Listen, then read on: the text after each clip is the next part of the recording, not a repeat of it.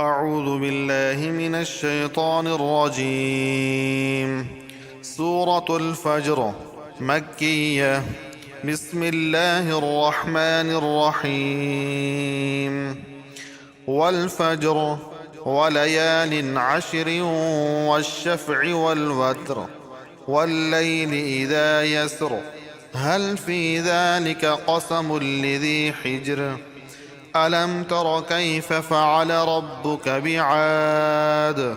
إرم ذات العماد التي لم يخلق مثلها في البلاد وثمود الذين جابوا الصخر بالواد وفرعون ذي الأوتاد الذين طغوا في البلاد فأكثروا فيها الفساد فصب عليهم ربك سوط عذاب إن ربك لبالمرصاد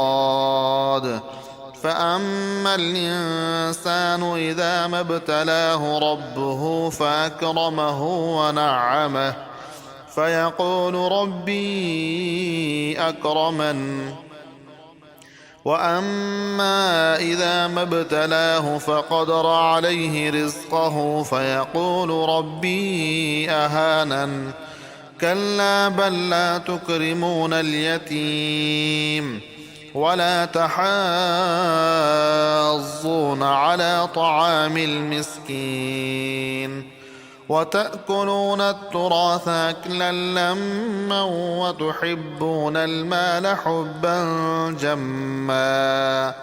كلا إذا دكت الأرض دكا دكا وجاء ربك والملك صفا صفا وجيء يومئذ بجهنم يومئذ يتذكر الإنسان وأنى له الذكرى يقول يا ليتني قدمت لحياتي فيومئذ لا يعذب عذابه أحد ولا يوثق وثاقه أحد يا أيتها النفس المطمئنة ارجعي إلى ربك راضية مرضية